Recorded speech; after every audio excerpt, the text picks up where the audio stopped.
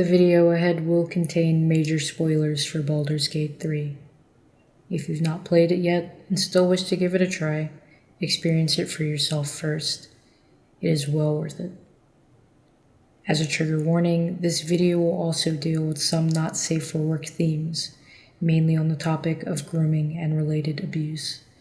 If this is something that may upset you, when the time comes, you can skip ahead in the video, either using timestamps in the description or the chapter select. This is a reminder to protect your peace. Hello everyone, my name is Pavane. Baldur's Gate 3 without a doubt has cemented itself as one of the greatest games of all time. It is truly a testament to what video game developers can create when just the right mix of time, skill, and passion are invoked. There are so many different reasons people love this game. Some people love it for the gameplay, and others for the story, but for many, what draws them to Baldur's Gate 3 is the robust cast of characters. Now, I have been around the neighborhood a few times in my experience, especially when it comes to fantasy role-playing games. Baldur's Gate 3 has some of the most well-written, relatable, and human characters I've seen in a game to date. I have seen people go feral for video game characters before. There are no new things under the sun. But never have I seen such ferocity for pixels as I have with any of the crew from Baldur's Gate 3. This is not a negative point either. It is a wonderful and a beautiful thing to be able to connect with other fans over your most beloved interests. This game is a bastion for such unique expressions of character identity, whether it's through their race, their gender, or sexuality, their personality and voice, their own stories, or even just the little mannerisms that make them, well, them. I think one of the reasons people have such a profound love for the characters in this game is because they feel like real people. They are characters that people can see, can feel, and recognize themselves in, creating a bond unlike anything else. Today, I want to talk about probably my favorite character from Baldur's Gate 3. The wizard extraordinaire himself, Gale. And to preface this, I got to Baldur's Gate 3 notably a little late. I only finished the campaign earlier this year, but given what I had seen of the game, as well as having kept tabs on it since early access, I knew that going into this game the one I wanted to romance was Gale. Though it was entirely surface level at that point, having played it now, I'm actually very glad to be making this video, because he is much, much more than just a handsome little wizard guy. And again, I think this is the case with probably all of the companion characters from Baldur's Gate 3. And as a note, Gale is an origin character, but we will be looking at his story mostly from the perspective of a separate player character, either a Tav, a Dark Urge, etc., etc. Without further ado, let us delve into the story of Gale of Waterdeep, Mystra's Chosen.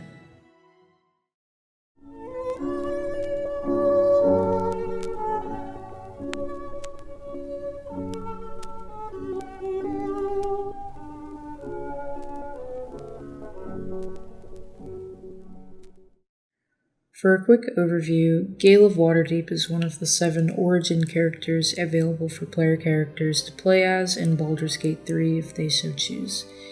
This is alongside Astarion, Karlach, Lae'zel, Shadowheart, Will, and of course the Dark Urge. His quick character creator description says about him, "Well met, stranger. You find yourself in the presence of the renowned wizarding prodigy, Gale of Waterdeep. Please, no need to be intimidated.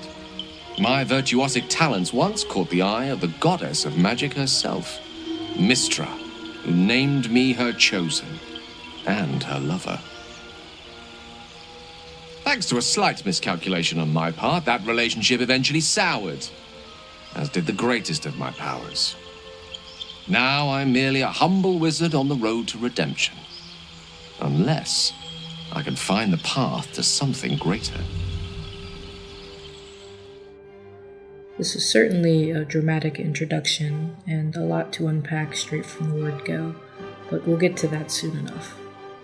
To go over his basic statistics, Gale starts as a level 1 human wizard with the sage background, with his highest ability score being in intelligence at 17. He comes with a rather balanced repository of spells, which allow for him to play roles in the player's party as both a support and a damage dealer. He defaults to the Evocation School subclass, which gives him an even wider pool of offensive spells.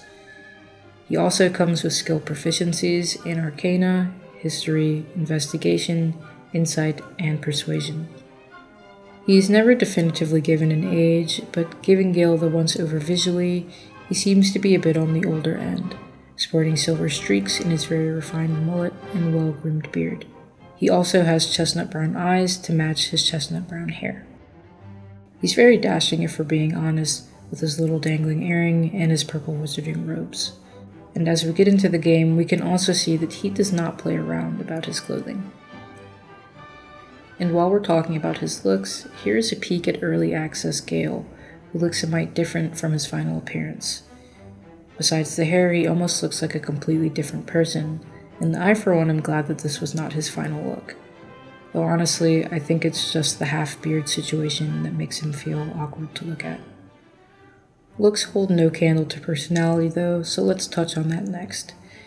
Gale is a nice, good-hearted, and peace-minded individual, and the bulk of his personality comes from his intelligence. Gale is a very accomplished wizard who is extremely proud of his expertise and his knowledge of the arcane. This pride, however, can come off to some as arrogant, for he knows that there are few equals to him in the realm of wizarding. This intelligence and magical prowess would eventually lead to his garnering the attention of the goddess of magic herself, Mystra. Cavorting with the literal goddess has also contributed to Gale's most prominent personality trait, his unyielding ambition to be more than he is, and this is something we'll spend quite a lot of this video talking about. Given Gale's intelligence and his taste of greatness that he earned by associating with Mystra, he has developed an unending thirst to be more. Gale of Waterdeep is, well, from Waterdeep, a seaside town far north of Baldur's Gate, where he was born as Gale Dekarios, to one Morena Dekarios and an unknown and unnamed father.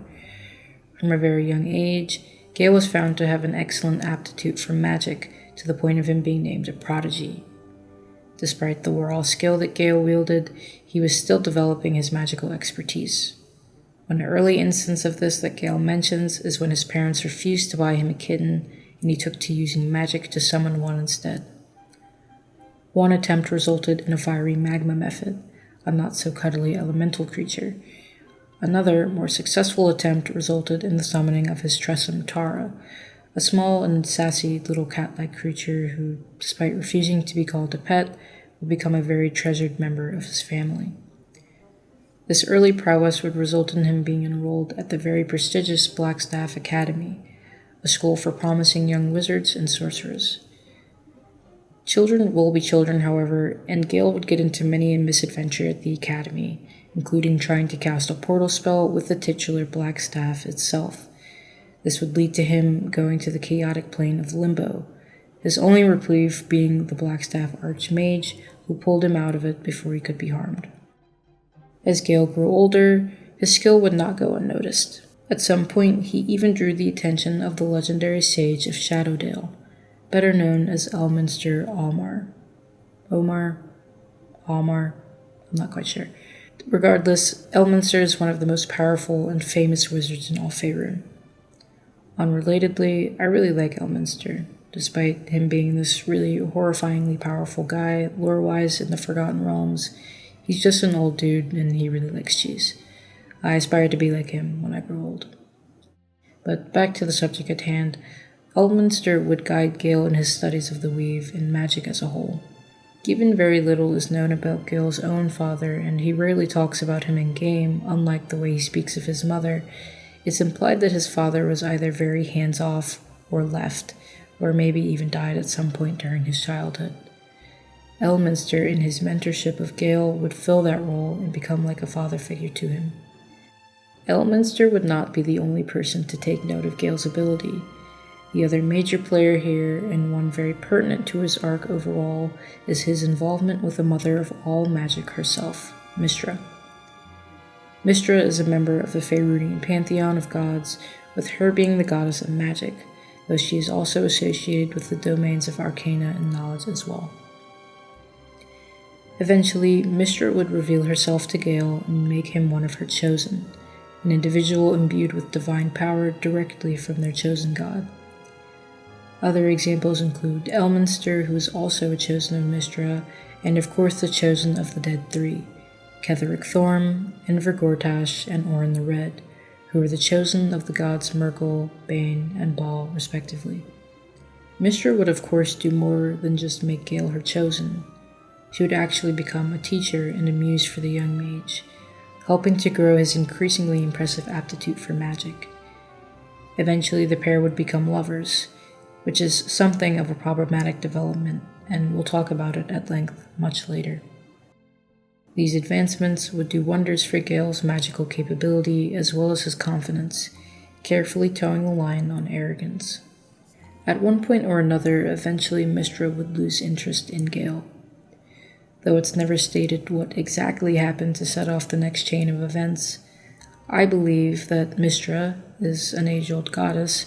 She likely began to tire of Gale once the initial passions of their relationship wore off. Regardless of what caused them, her affections began to wane, and Gale, of course, being enamored with her, sought ways to regain her favor. Given Gale's power at the time, his solution was to seek something that proved himself her equal, that he was capable of the same things she was. And if this sounds like the same vain kind of pride I mentioned earlier, that's because it is. It's quite the bold move to challenge the goddess of all magic herself, but I digress. Gale's ambition towards godhood would eventually lead him towards the story of Karsus's folly, which is a whole topic in itself, so I'll try to be brief in my recanting of it. The Karsus of Karsus's folly was a mage from the ancient floating empire of Netheril, who was likely the most powerful mage who ever lived, at least according to Gale. Karsus believed that it was his duty to bring the Netherese empire back to its former glory, and decided he would do so by stealing divinity from a god and ascending in their stead. Having been ages before the current day, Karsus chose the then goddess of magic Mistral from which to steal power. This would be a grave error though, as when Karsus finally enacted his plan, using his own created spell of Karsus's avatar, the usurped power would be so overwhelming that the weave itself would begin to tear.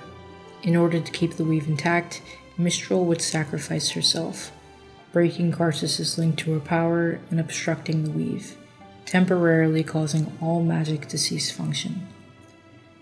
In the brief moments as he fell to his death, Karsus was made to live with the knowledge that he had killed all the people he had ever loved. Karsus's folly would then become a cautionary tale. What can happen when one's ambitions reach too far? Gale, however, seems to be built differently, as rather than deriving the peril that can come from such dangerous ambition as Karsus, Gale decided that he would finish what Karsus couldn't. He sought to become a god and impress Mystra by returning some of the lost Netherese weave back to her. This process involved searching for a long-lost tome with such a scrap of weave. However, when he found it, the lost weave would not be what he thought. Instead, it would be a scary and writhing black mass, which leapt out and absorbed itself into him. This magic would take the shape of the Netherese orb tattooed upon his chest, and give Gale an insatiable hunger for magic, something which he needed to keep up, or else the orb would function like an explosive and detonate, causing an explosion large enough to level a whole city. If this were not already bad enough, Mystra of course did not take this endeavor as a compliment, and instead deigned to punish Gale by turning her back on him entirely, leaving him to deal with his affliction entirely on his own. Because of the literal ticking time bomb lodged within his chest, to lessen the danger to other people, Gale would voluntarily seclude himself in his tower in Waterdeep, only being kept company by his beloved Tara. This would become the worst period of his life by far, his only purpose to locate an increasing number of magical items to consume so he would not die. I think this contributes to another part of his personality I neglected to mention earlier, which is largely that he's very sensitive. This trying time going directly into the trials and tribulations of the main game would be enough to destroy absolutely anyone. I will say one very true aspect about all of the Baldur's Gate companions is that they feel like real Dungeons & Dragons characters, the kind that people would come up with themselves. It's like if you asked your friends to come up with the most unhinged backstories possible and you put them all in a campaign together. I am a Gale sympathizer in the highest, really I am, but his following directly in the footsteps of Karsus, when we already know exactly what will happen, right there, it's extremely ire-inducing.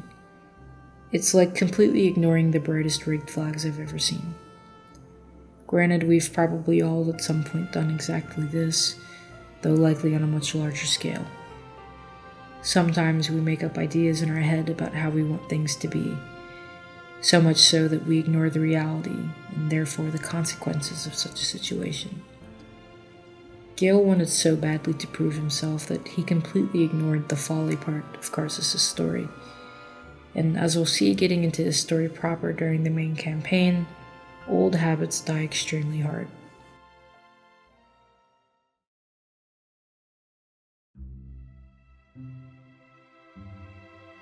Now let's get into Gale's story as it pertains to Baldur's Gate 3. Gale has one of the more unique introductions in this game by far, although all of the companion introductions are pretty unique, but I digress. In Act 1, after waking up from the crashed Nautiloid ship, Gale can be encountered at one of the ancient sigil circles found near the roadside cliffs. Gale will be stuck within the sigil and request the player character's help in getting him out. Upon doing so, your tadpoles will of course do tadpole-to-tadpole communication, and Gale will offer his services to the party, kicking off his personal quest, the Wizard of Waterdeep. Before we move forward, let us quickly talk about Gale's morality, his approval system. Gale is at heart just a nice guy, really.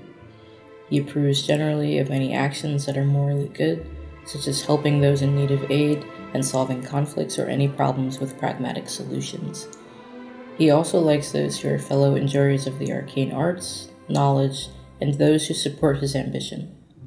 When it comes to disapproval, Gale dislikes the harming of innocents and unnecessary displays of violence, as well as those who destroy or otherwise discard valuable knowledge and those who criticize his goals and values. I bring this up to say that eventually, after traveling a while with Gale, if your approval is high enough, he will reveal that he's struggling with the related sickness from the Netherese orb, although at this point in the game, the gravity of the situation is unbeknownst to the player. Gale is extremely secretive of his condition, and I suppose I would be too in his situation. He'll ask that in order to treat his ailment, you provide him with a magical artifact for him to consume, and simply trust that it will help. If you do choose to treat him, you can give him a magical item of uncommon rarity or higher, and he will be successfully sated. If you're feeling particularly mean, you can refuse to help him. Doing so, though, will result in his progressively getting sicker and sicker, with him eventually dying, presumably because the orb exploded, and this will give the player a game over screen. Over the course of Act 1, Gale will require 3 magical artifacts to consume. The first will work wholly and will sate him just fine. The second time, it won't quite hit the spot like the first, but he's thankful nonetheless for your existence. The third time, however, is when the wheels come off the wagon per se. Gale will become perturbed as the effect will have barely worked, and it's at this point that he finally comes clean about his history and his entire dealings with Mystra. After doing so, and of course being in quite the predicament, Gale notes that he'll start to research alternative methods to treating his condition, so he doesn't spontaneously combust. Continuing on, as we move towards the start of Act 2, eventually we'll meet the mystical sage himself, Elminster, and he will regale that he has a very important message for Gale and needs to speak with him at camp. Upon doing so, Elminster reveals that Mystra has not completely turned her back on Gale as he so thought. She's actually been keeping a very close eye on him, as well as the cult of the Absolute, and the brewing storm that they've become. Believing the Absolute to be a genuine threat to Faerun, through Elminster, she offers Gale his long-awaited chance at redemption, though this is at an extremely heavy cost. It's revealed that the orb's power can be harnessed and used as a weapon, one used to destroy the Absolute for good, but it will cost Gale his life in the process. To do so, Elminster stabilizes the orb, staving off the insatiable hunger and allowing it to be detonated at will. Despite the almost absurdity of the situation, it is a genuine solution to the problem of the Absolute, and Gale honestly considers it given that it will finally redeem him in the eyes of his goddess. The party can either support or dissuade him from this supposed martyrdom, but Gale will still contemplate this somber resolution regardless. Our story resumes once the party reaches the shadow-cursed lands, and we go through some of the lore-significant happenings, including being introduced to Ketheric Thorm and the shenanigans at Moonrise Towers. One can encounter the chambers belonging to Baldur, an undead necromancer and seraph of Ketheric in the Moonrise Towers. Baldur is quite the wizard, it seems, as one can see evidence of his various experiments, and Gale is one who takes particular interest in these details. This will begin the Baldur's Experiment quest, which reveals that Baldur was experimenting with the creation of moon lanterns, a special item which emits light and deters the shadowy darkness of the shadow-cursed lands. Gale, in his hubris, decides that he could create a better moon lantern himself, though it requires the use of dark magic forbidden by Mystra. Again, the party can either support or dissuade Gale in completing this work. If one supports him, they'll receive the Shadow Lantern, which is, as he said, an upgraded version of the regular moon lantern. If one chooses not to help, Gale will receive the Mistra's Malevolence status effect, which grants Gale an advantage on concentration checks until the next long rest. After that excursion, eventually our party will finally meet the Absolute, and we learn the truth of the situation with the cult.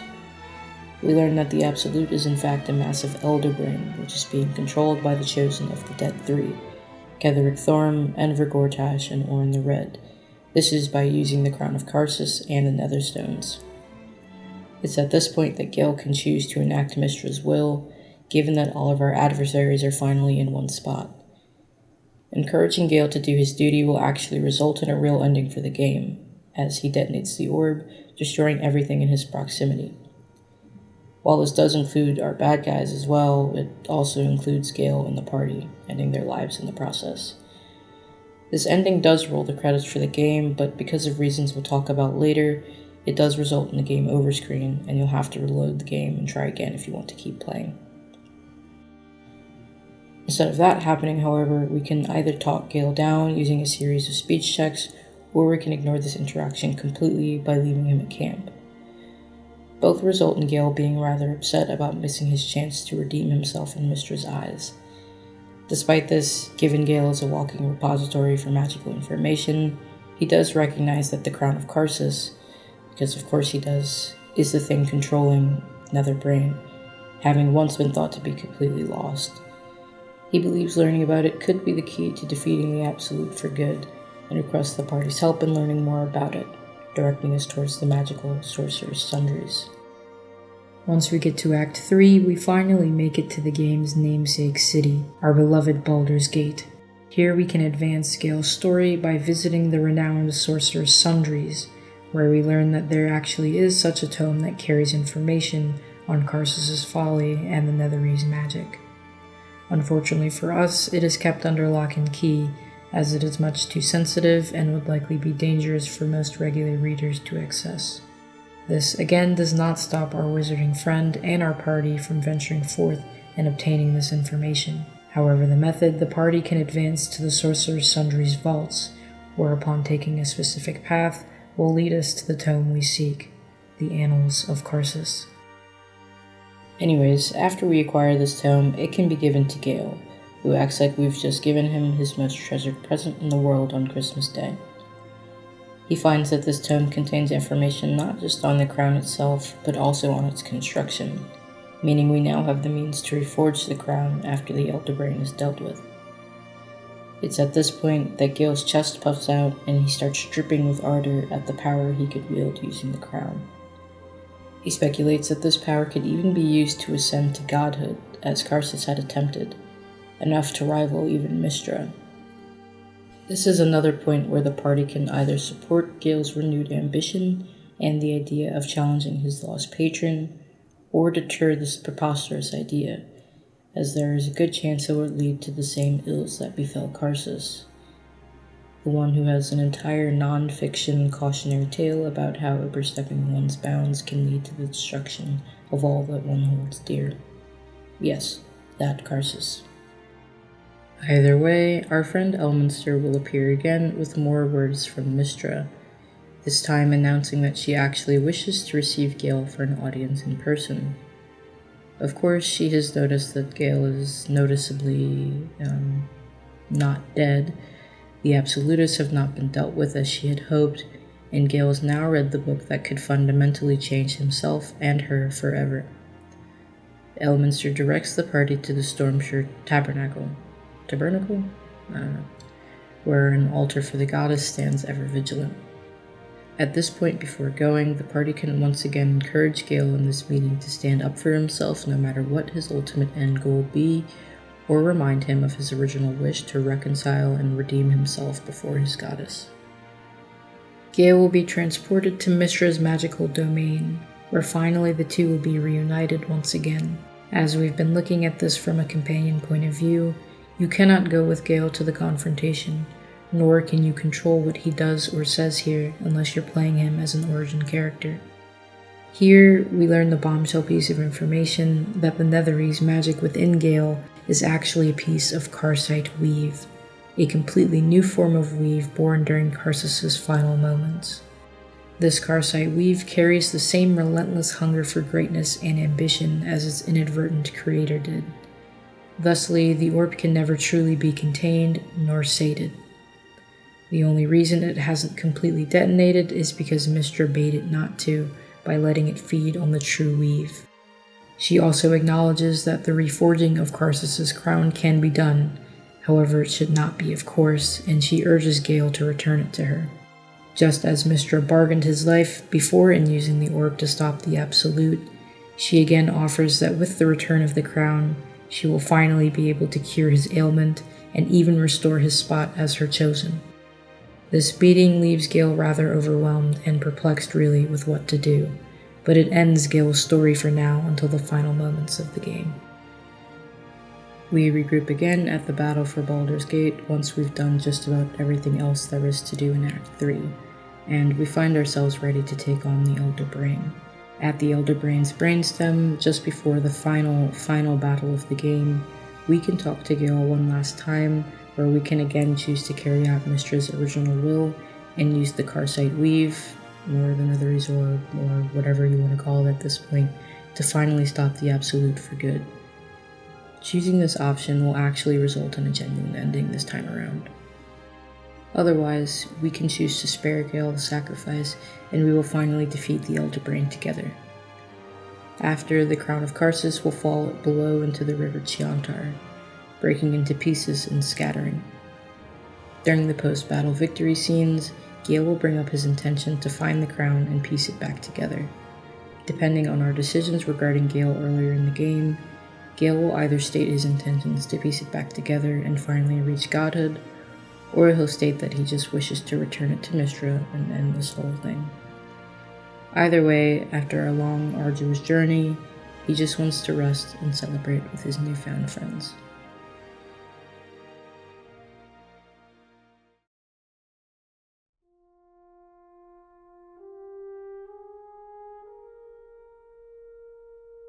So now that we've gone over our favorite wizard head to toe, it feels like, his history and involvement and all, we can now talk about the one thing I'm sure a lot of you have been waiting for, Gale's romance.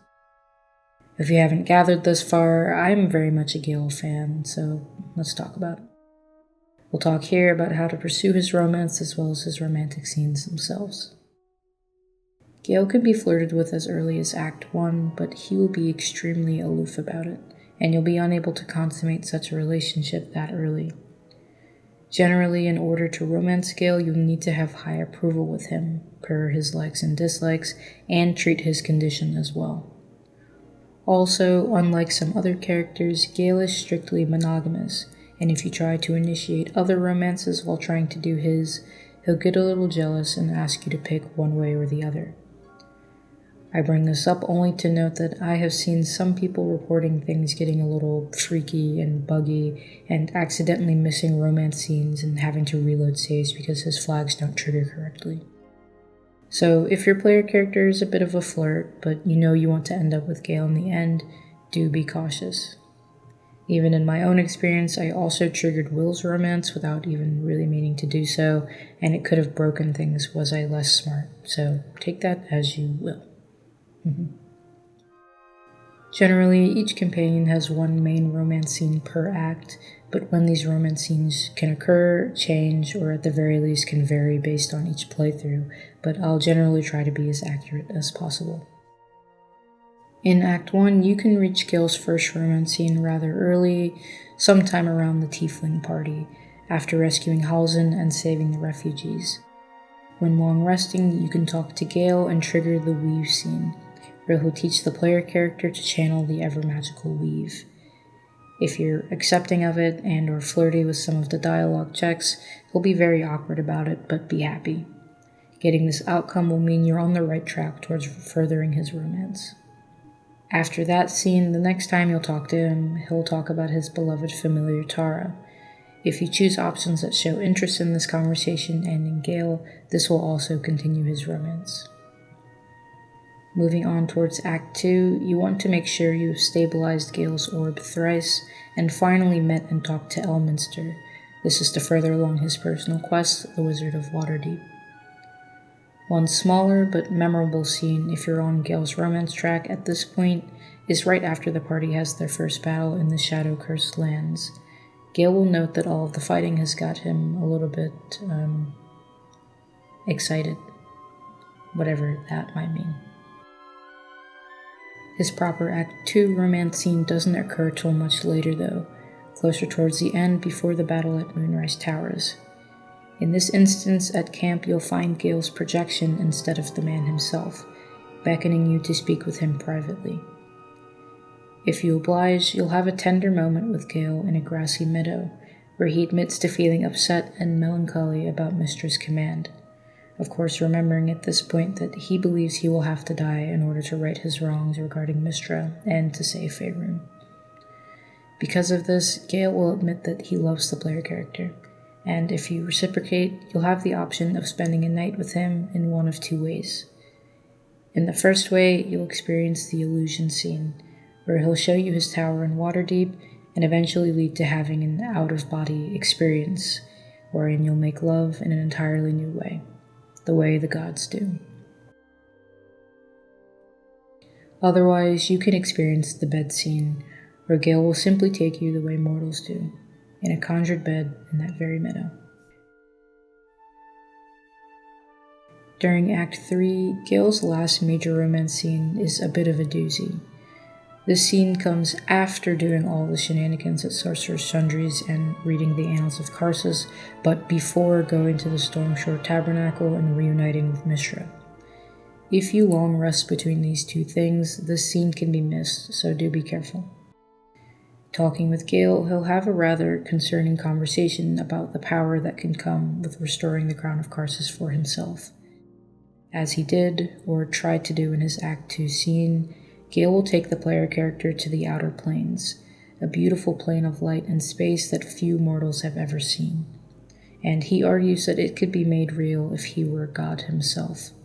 He simply wants to give you the world, and here is where you can either fully support his ambitious intentions or finally get it through his thick skull that he is enough.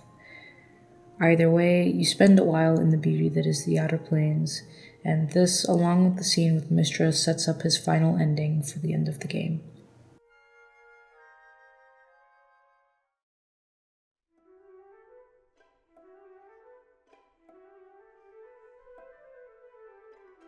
And now it's time for the meat and potatoes of this video. While I'd like to say that it's now time to talk about everyone's least favorite goddess, thinking about it now, I think she may have some competition. But yes, it's now time to talk at length about the unfortunate relationship between Gale and Mystra. To cut to the chase, I believe this relationship was abusive, And I think this is quite the trend with most of the companion characters. So many of them have suffered or are still suffering at the time the game takes place at the hands of an abuser. In the most literal sense, an example of this is Astarion and Cazador, but other examples include Will and Mizora, and even Shadowheart with the Lady of Darkness Shar, and this unfortunately extends to Gale and the Mistress of Magic.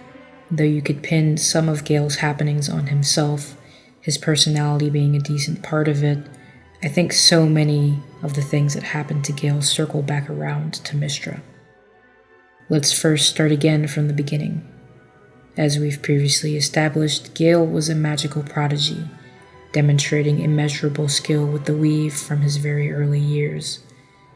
This would result in his studying at the prestigious Blackstaff Academy, and even with the mentoring of the renowned wizard Mystra. This is all to say that Gale was no regular-degular individual. He was something different, something special, something more. He was something so special that even the goddess of magic herself, Mystra, was intrigued. Now, Gale's age has never been directly stated, but it can be assumed that he is slightly on the older end, somewhere in his mid-30s. I have seen some people take liberties with this though, as some people choose to place him in his later 30s or even early 40s, given his silver streaks and his constant bemoaning of his bones. Others may place him in his earlier 30s using the same reasoning, but contextualizing it differently as his lived experiences having aged him prematurely. Either way, in the grand scheme of things, Gale is not actually all that old, especially when you compare him to some of the other companion characters, like Astarion and Halsin, who are over 200 and 300 years old respectively.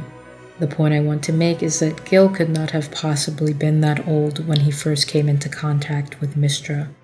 Now, given I am not the most well-versed in Forgotten Realms D&D lore, I'm not entirely sure how old Gale would have been during his studies at the Academy, but I can only assume that he would have ranged from his early teenage years to him being an early young adult. It's implied that before she was his lover, Mystra was first a teacher to him and even a muse from which to gain inspiration, and it was only after he got a bit older did she become his lover. I don't believe that Gale would have been, say, a child when they first met like some people may infer, but more so I think that the absolute earliest would have been his early 20s, given the way a potential timeline could work. So, to unpack all of this, how crazy is it that Mystra, a true goddess, has come down to the mortal plane to invest herself in the happenings of this young magical prodigy, likely to make this boy her chosen, given his ability? I could not even fathom how that would feel. I too might develop a god complex if the mother of all magic herself came down to bestow upon me her knowledge and to mold me in her image. I think this entire situation sours, unfortunately, when the sexual component is introduced to the whole thing. Now, again, this is a sensitive topic, and I don't want to simply waffle and carry on and give false information about such a serious topic. So let us first start with a definition. I think that some issues arise when it comes to topics like these, especially in fandoms, because a lot of the time, unfortunately, people are either unaware of the actual definitions of certain terms and/or people are not on the same page when it comes to interpretation, which can lead to people implying or drawing conclusions about certain things when it may not actually be the case. To define the term grooming, it is when someone builds a relationship, trust, and emotional connection with a child or otherwise younger individual so they can manipulate, exploit, and abuse them. It is mostly associated with sexual abuse, but it can also lend itself to other forms of non-sexual abusive situations. I and many other people believe that the situation with Mystra and Gale is one where he was groomed, and it lends itself to why he is the way he is by the time Baldur's Gate 3 takes place. Though, as I pointed out earlier, I believe this relationship becomes extremely problematic when they eventually become lovers. Mystra was grooming Gale from the very beginning to be her chosen and her champion. She saw potential in him, what he could be for her and for magic as a whole, and she chose to intervene in his life. Though it's likely given Gale's own personality he would have hungered to become something much more than any old wizard, I think Mystra chose to enter Gale's life so he could become what she wanted him to be. Whether purposeful or not, she groomed Gale to crave her attention and the power that came with godhood. This situation is only made worse when they become lovers, because then it goes from her just wanting to raise a champion to her choosing to get close and intervening in this young man's life, some hundreds of years younger than her, so they could engage in sexual intimacy. Now it's not likely that it started off that way, nor was it what she intended, but that is how it ended up. Mystra molded Gale into the perfect young wizard for her, lover and all. Relatedly, I also believe that Gale suffers from a former gifted child complex. To enlighten the uninitiated, there are people who may have been deemed gifted as children, being told they are special or smarter than their peers from a very young age, usually invoking lots of praise from reaching high achievements as children, either from their parents, their teachers, or other authority figures. As these gifted children grow up, however, they may then find themselves struggling once the constant stream of approval and praise wanes, either from being around other gifted people, where high achievement becomes the expectation rather than the exception, or them aging out of such a system like school and having to now operate at a high level as an adult without such extrinsic motivation. This type of experience can lead to former gifted children dealing with issues like anxiety, depression, work ethic issues, or problems with perfectionism, or even kinds of obsessive-compulsive disorder, which is something I personally struggle with. This is because they live with the fear of failing. This also leads to a lot of burnout among these former gifted children, because what is the point of doing things if you cannot do them perfectly? And the fear of not achieving what you know you can achieve is always gnawing at the back of their mind. This also leads to people chasing the praise that once filled their early years. People may decide to do drastic things or associate themselves with certain people, all for the purpose of chasing that high, even if these are things they might not otherwise do.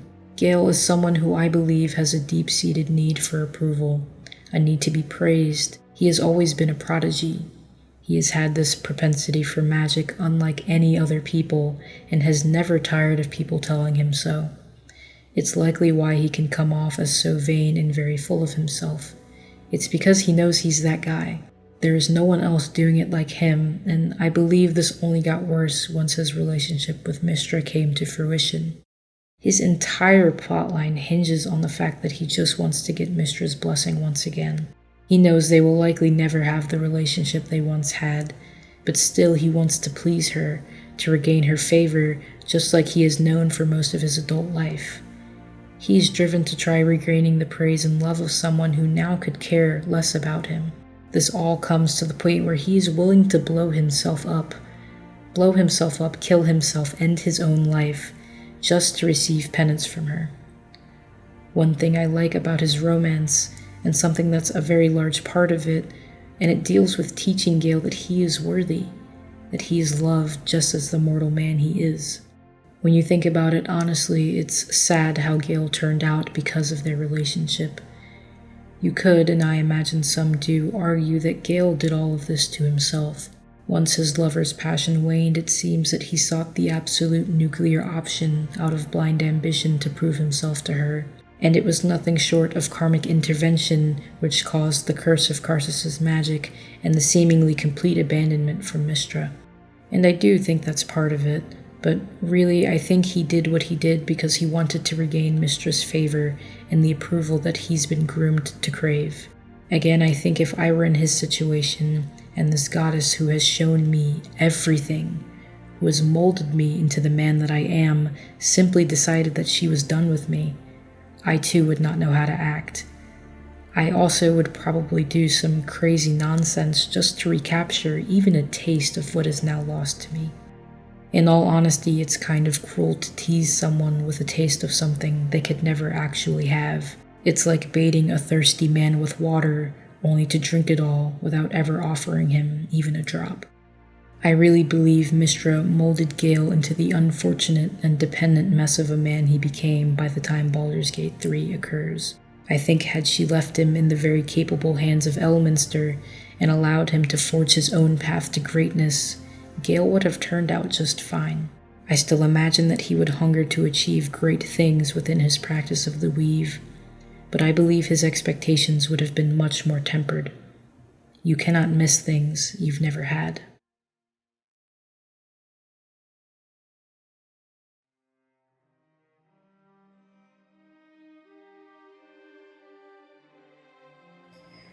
Let's finally move on to Gale's endings, of which there are 5.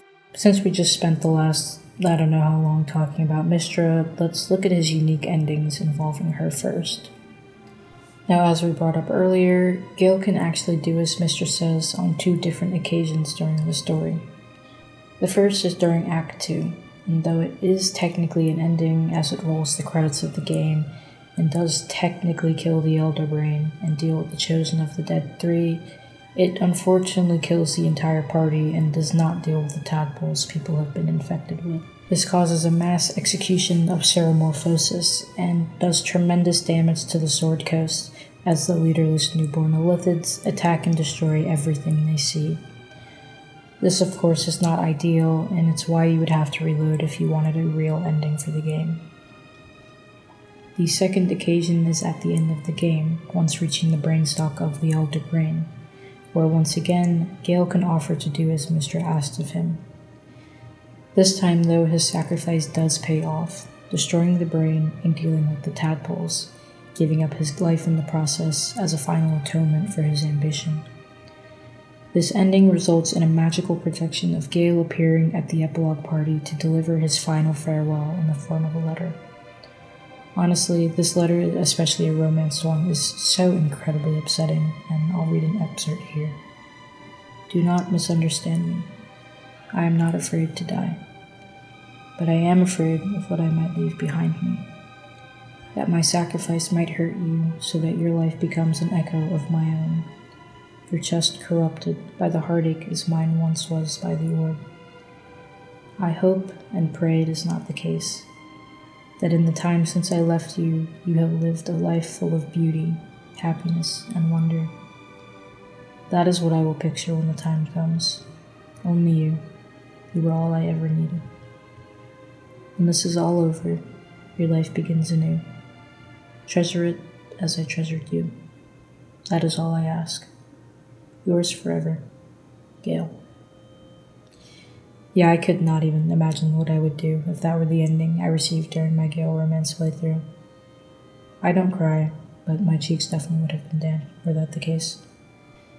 There's also another ending where Gale perishes, though in this case he's less of a hero and more another victim of ambition.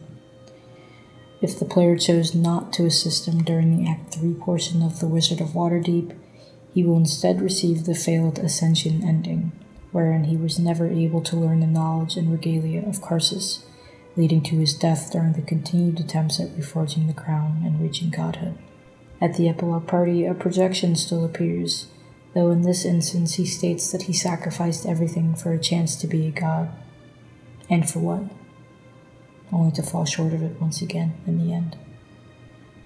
The last ending completely involving Mystra is actually a pretty okay one, all things considered, though it only occurs with Gale as an origin character, and if he chose to fully undergo Ceramorphosis to defeat the Elder Brain without the help of the Emperor. In the Elysium ending, Mystra will grant Gale a final audience, in which she will offer to cure both the Karsite Weave and his Illithidness, but only if he will go with her to Elysium, the blessed plane of the ultimate good. If he agrees, Mystra does fulfill her promise, and together they go, with Gale finally getting what he wanted this whole time, to be with Mystra once again. Now on to his bad ending per se, and I only say it like this because I think dying is probably the worst you could get, but I digress.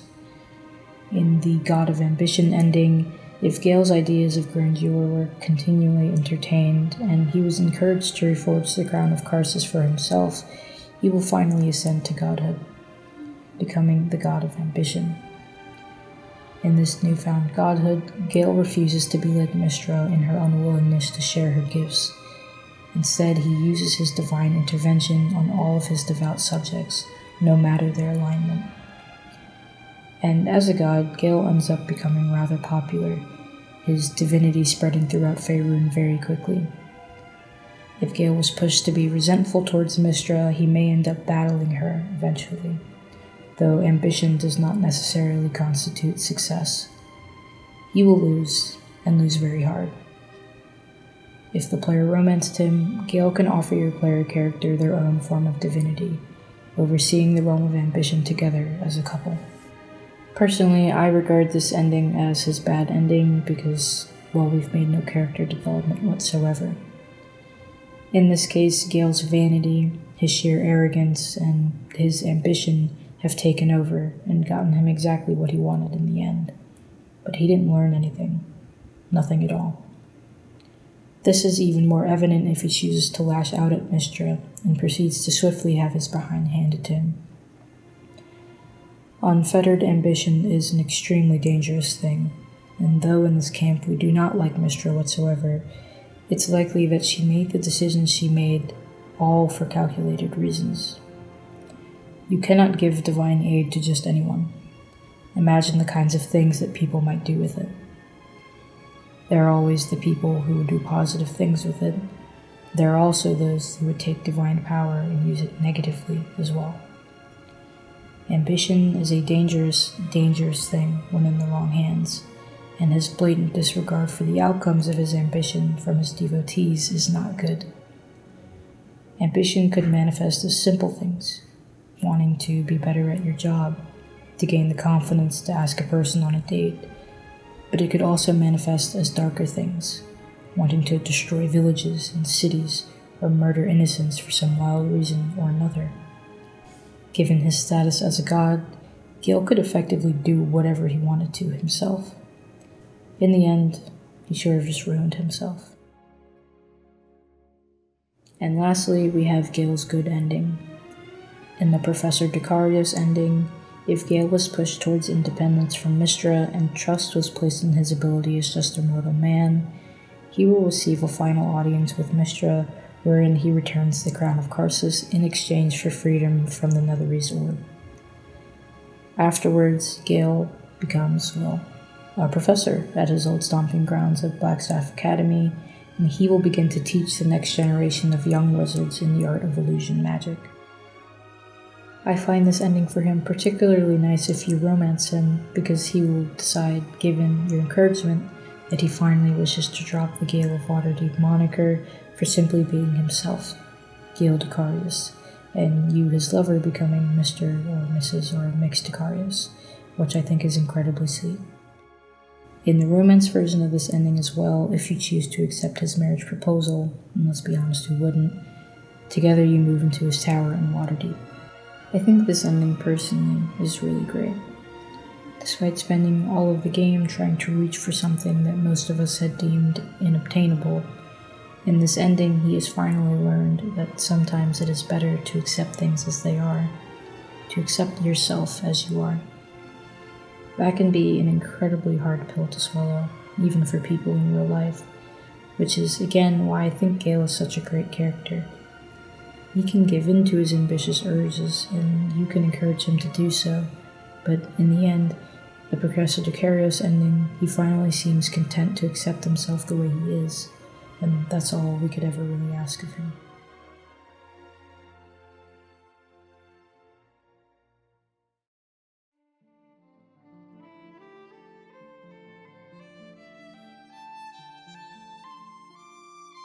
Anyway, my friends, I think that will be all.